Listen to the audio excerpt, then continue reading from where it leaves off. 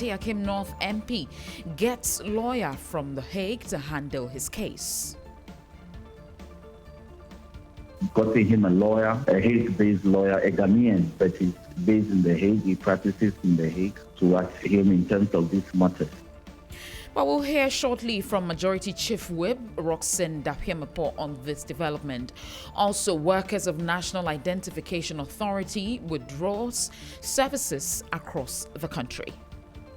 So as I speak to you today, across the 276 operational offices across the country have all been shut down. And much later, opposition New Patriotic presidential candidate Dr. Mahamudu Bawumia accuses government of undermining free speech after arresting NPP Bono chairman. We've got details of these and more shortly. Please stay with us.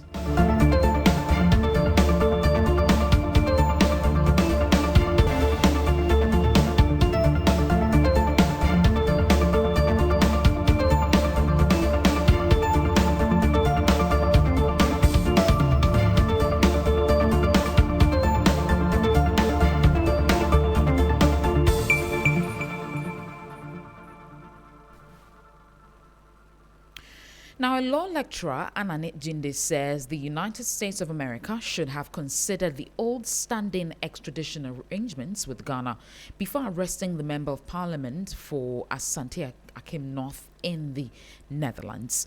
Ohene Kwame Frimpong was reportedly arrested on Sunday at Amsterdam's Schiphol Airport while in transit. Details surrounding the arrest remains unclear. But speaking on 3FM's Hot Edition, Mr. Jinde said it is a dent on the reputations of Ghanaians. But you see, Ghana has had a extradition arrangement with the United States since 1932, even before independence. So normally, some of us were expecting that if the Americans had any suspicion about the person who has been allegedly arrested, they could have done that through the already existing arrangement we have with the American government. You know, recently, some young men were alleged to have stolen some cars, and then the FBI came here and they effected the arrest. Why didn't they use that same process?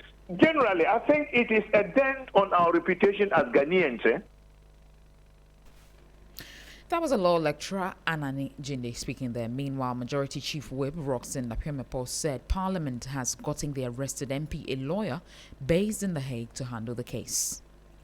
The honorable member was intercepted, interrogated for some minutes, and was told that there's a warrant issued by the United States government for his arrest and extradition. And as for a warrant of arrest, once it's issued and given to Interpol, it can be executed anywhere, whether it is known to your home country or not.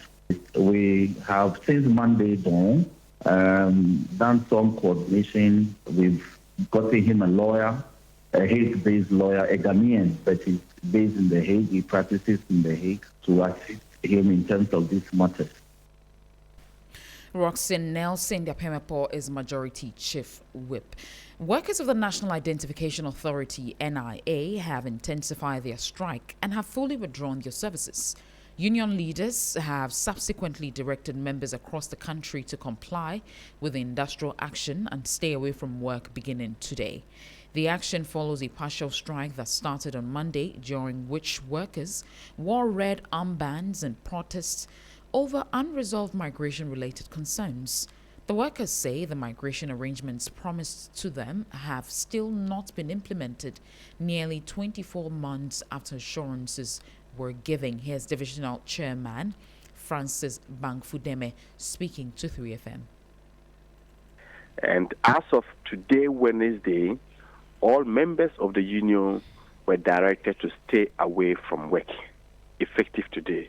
So as I speak to you today, across the 276 operational offices across the country have all been shut down and no one is at work, including the head office. We have been battling with the implementation of our migration reports, migration whose event started way back in 2024, July 2024, after the approval of the scheme of service up until now.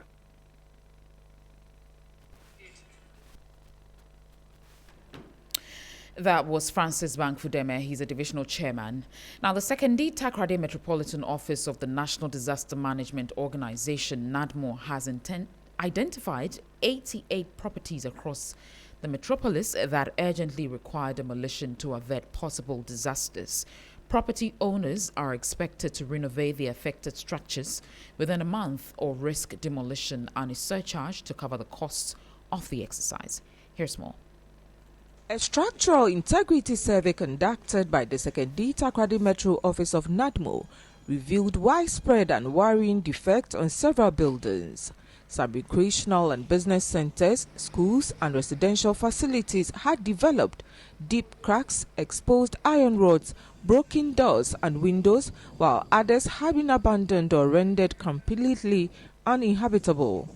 Despite the obvious danger posed by these structures, many of them are still occupied. At the last NADMO Emergency Committee meeting, a total of 88 properties were declared liable for demolition.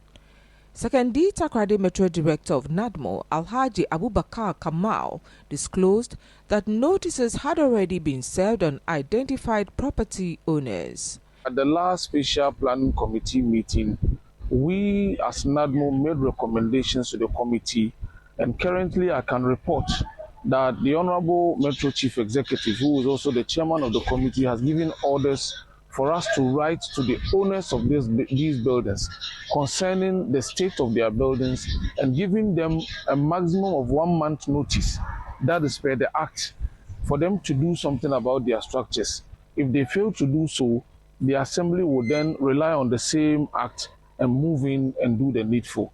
He warned that the assembly would proceed with demolition exercises and surcharge owners who fail to rehabilitate their properties within the stipulated period. So we would like to draw the attention of owners of such structures across the metropolis that they should be mindful of the state of their structures. Former Vice President and 2028 presidential candidate of the opposition New Patriotic Party, NPP, Dr. Mahamudu Bawumia, has accused the government of undermining free speech and attacking members of the NPP. In a statement released on Wednesday, May 13, Dr. Bawumia made specific reference of the arrest and detention of the Agona West constituency organizer of the NPP, David Esando, and the decision to remand the party's Bono Regional Chairman, Kwame Bafo-Abronye, into custody. He maintained that such actions were designed to silence dissenting voices and intimidate members of the opposition. Dr. Bawumia subsequently warned against abuse of state power and threats to democracy. Just before we go, the Institute of Economic Affairs, IEA, is calling on government, parliament and the general public to resist any attempt to approve the extension of the Tarkwa mines to goldfields. The IEA says it is time for government to take full control of mining operations in the country and employ experts to manage the sector on behalf of the state. Speaking to the media, former Chief Justice Sophia Ekufu said the time has come for Ghana to ensure that its strategic mineral resources deliver maximum value and benefits to Ghanaians by taking ownership of mining operations in the country. The IEA considers the requested lease renewal or extension, whatever they choose to call it, to be deeply inimical to Ghana's long-term economic and strategic interests, and therefore calls on the government to soundly reject this approach, reject it decisively, while prioritizing a framework that secures meaningful Ghanaian ownership and control of the mines at Tarkwa. Justice Sophia Ekufu, former Chief Justice Sophia Ekufu speaking there. Well, wrapping up the morning news for us here on 3FM. For more details, please check out our website, 3news.com. My name is Christabel Success Trevor. Business is up next.